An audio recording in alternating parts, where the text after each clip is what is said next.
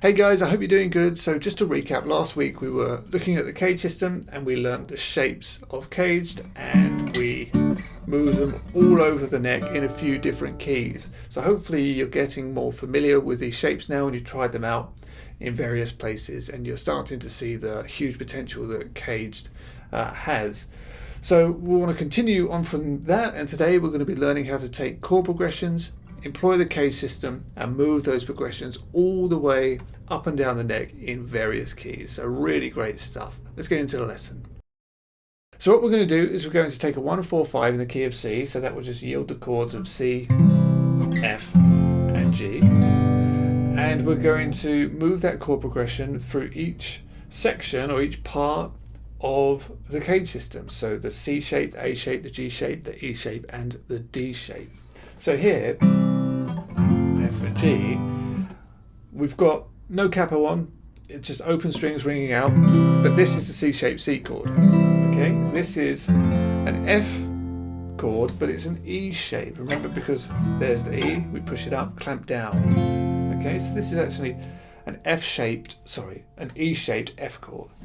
And then this is a G shaped G chord. All right, that may be a bit confusing, but the more you hear it, you kind of get used to it. So let's move to the next shape. So if that was C, we need to think of the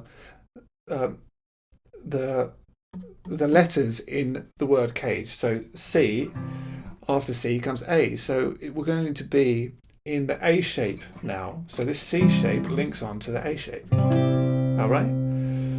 So now this C is an A-shaped C chord. And the idea, what I want you to do and start practicing, is to get the whole progression inside this sort of realm here of just these few frets. So the next chord is F. So you need to find the closest F. That's right here, directly underneath, or I should say on top of this C note here. And then from there you can build your D-shaped F chord. So you've got A-shaped C chord, a D-shaped F chord, and then an E-shaped G chord, because here's your G note, and you can play your G like that. So C, F, G, and C, F, G. All right, so you've covered a huge chunk of the fretboard already. So let's move into the next one. So that's going to be G, right? C, A, G from the word CAGED. So you find your bass note. In this case, we're looking for C because we're doing a C chord. It's got to be on the 6th string because it's a G. All right, so there's our G-shaped C chord. So then we move on to the F, and we can do a C-shaped F chord. Okay, here's your root note for F, and from there we can build a C shape off of it. And then we need to do G.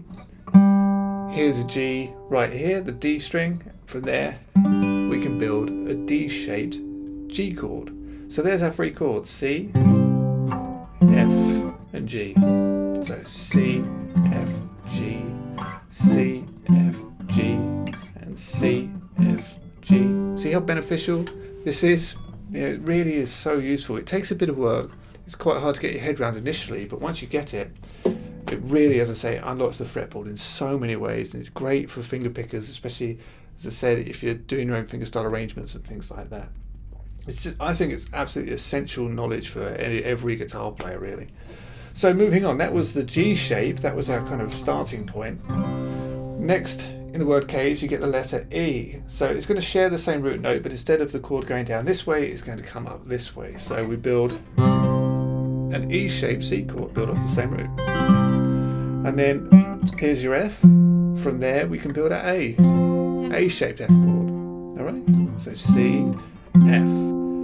You could just push that up 2 frets, but we want to stay as close to possible as the chords that we're playing. So find a G note right here, and then we can build a C-shaped G chord off the back of that. So you get C, F, and G.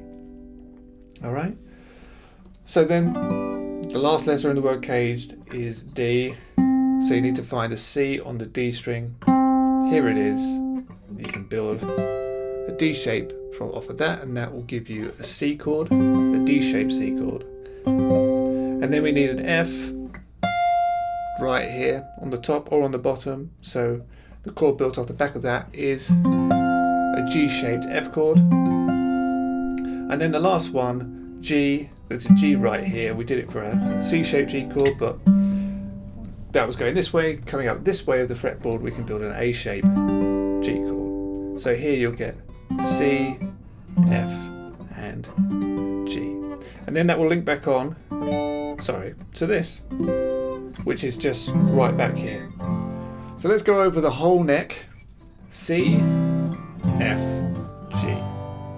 And then C, F, G.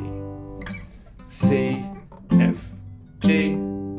C, F, G. And lastly, C, F, G. And you've played in five different positions of the neck. You've covered the whole neck. You've played these chords without a capo. And that's really so useful to be able to do that. I really hope you can see the benefit of practicing this. So get that down, really try and get your head around it, and then what you want to do is start moving it through other keys. So 1, 4, 5, C, F, and G in the key of C. If you want to do it, it may be, you can go work your way around the circle of the fifth. So you could do C, in the key of G, you could go G, C, and D, and do it in there. And then you could do it in D, which would be D, G, and A, okay? And then A, D, and E, and so on. And in no time you'll be playing chords all over the neck. You won't have to think about it. And it's a really great thing, as I say, a really great thing to be able to do. So I hope this all makes sense, and have a great weekend, and I'll see you again next week. Thanks a lot. Bye-bye.